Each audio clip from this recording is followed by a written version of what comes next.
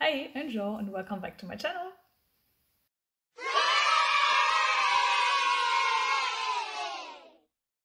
So, I finally moved, so that's why my background is a different one.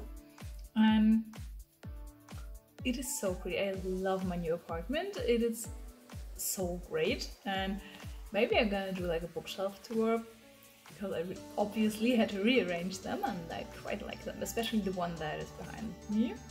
I think it's one of my favorites. But the topic of today's video is books that I've read quite recently, basically since I moved into my new apartment.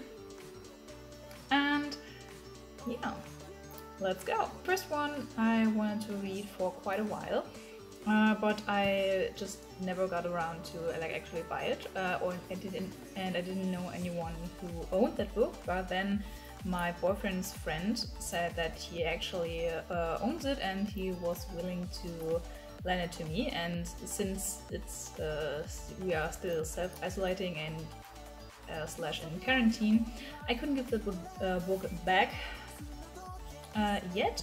And the book I'm talking about is Six of Crows. What I didn't know is that this is like a what do you call it?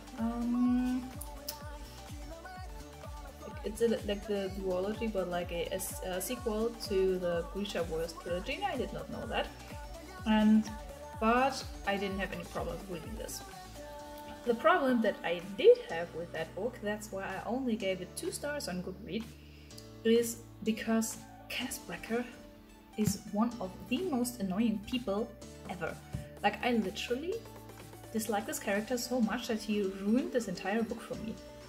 Like, I know that especially on book Twitter, I see a lot of people hyping him up and being like, oh my god, Cass, he's so hot, and oh my god, he's so great. But I simply dislike him. Like, honestly, I think he is not like mysterious or anything, I just think he's an asshole. Yes, he does have some trauma, and yes, that trauma is absolutely valid to like completely change your personality, but you can still be a little nicer, you know? Anyways, I just really did not like him. Like, you know, I honestly do not know how to pronounce the name, but like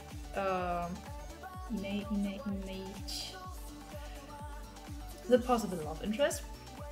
She is so great, and she deserves so much better, honestly.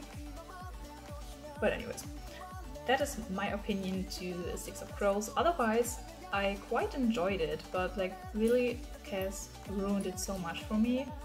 But I'm probably still gonna read the second book. I forgot what it was called.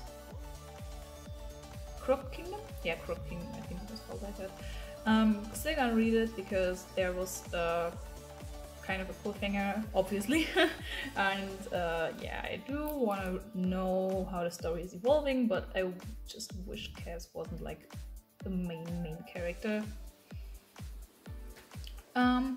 But going on to the next book, it's The Blossom and the Firefly. It came out in March, and it is so great. Honestly, I think it's the best book that I've read in 2020, maybe possibly even in 2019 and 2020.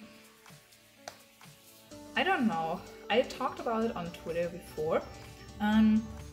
If you don't know, it's about it takes place in Japan in 1945, so at the end of the war, and it is very heartbreaking because it's about a kamikaze pilot and a schoolgirl that is like tasked with helping or like preparing the kamikaze pilots to take off for their last flight.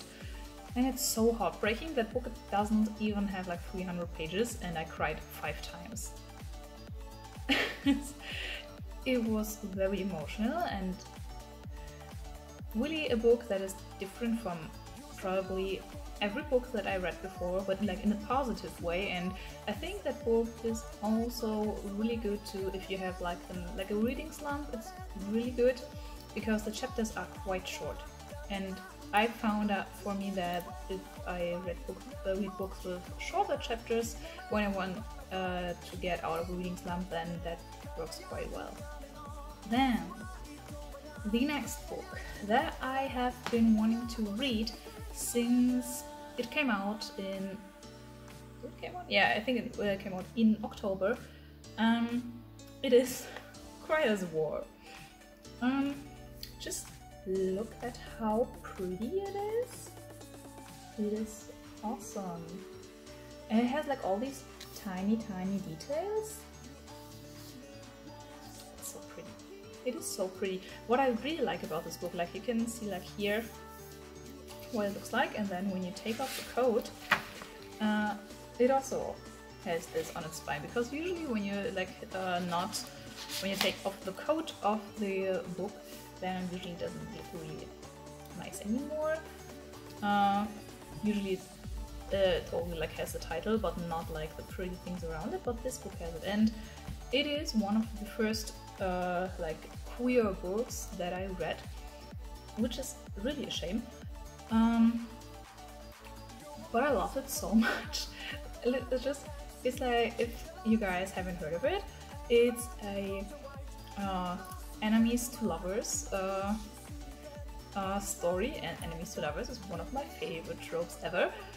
It is so good.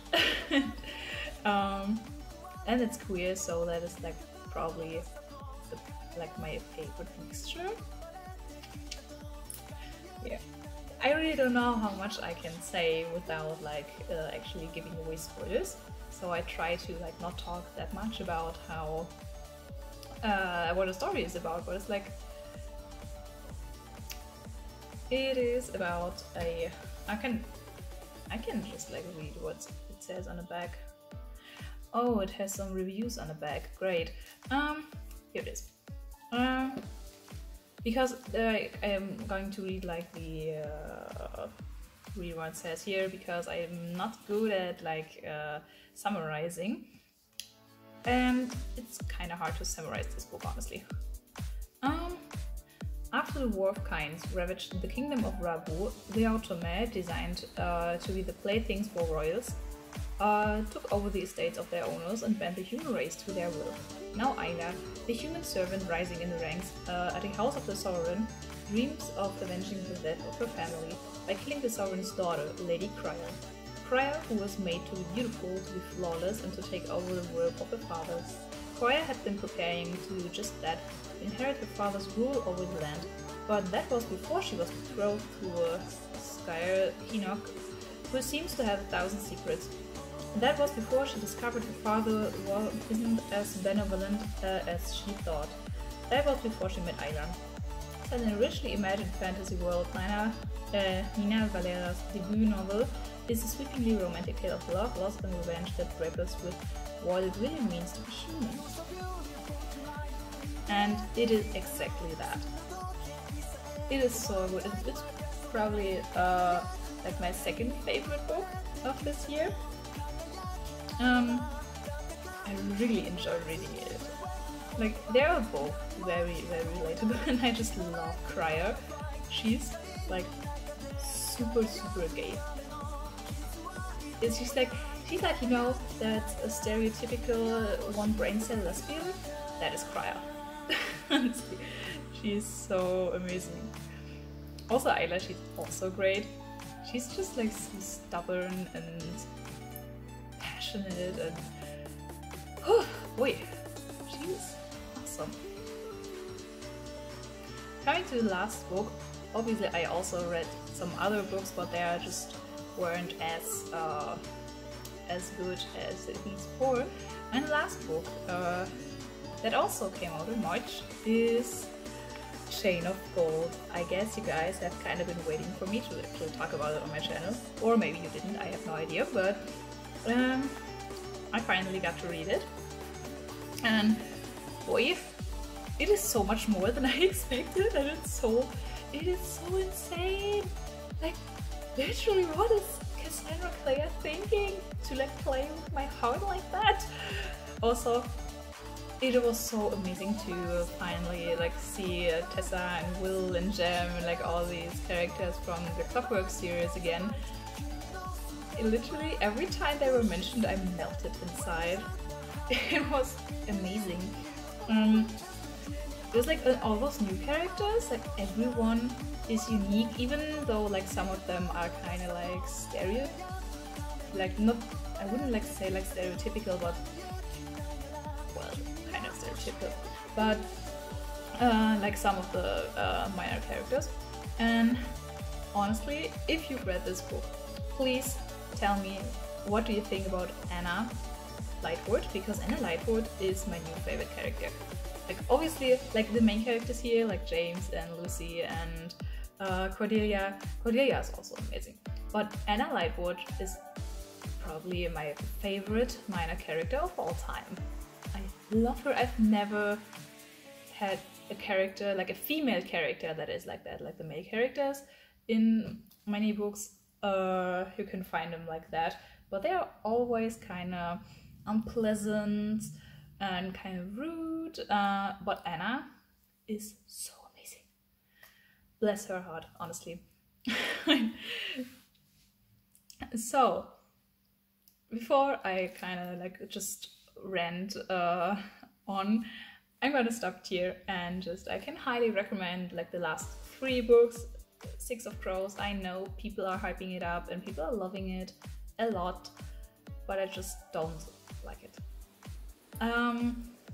But the 2 characters that I did like in Six of Crows were like Nina and what's his name? Matthias. They were cool, and when I'm not mistaken, they are also like main or at least minor characters in the original Grishaverse trilogy. So I'm gonna read that because I like really enjoyed these characters. Yeah, as I said, The Blossom and the Firefly is the book of 2020 so far, and I have no idea how any book will top this, honestly. I really don't know. But I ordered Witches of Ash and Ruin by E. Latimer, I think that was the name, and I have high expectations for that because it's a book that I'm going to read next. I also ordered a new manga from the it's called As Miss Belzebub Likes, the sixth one.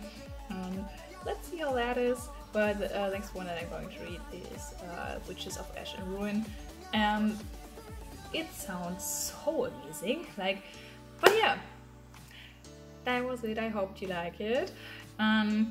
Tell me, what books did you read recently? And have a nice day. Bye!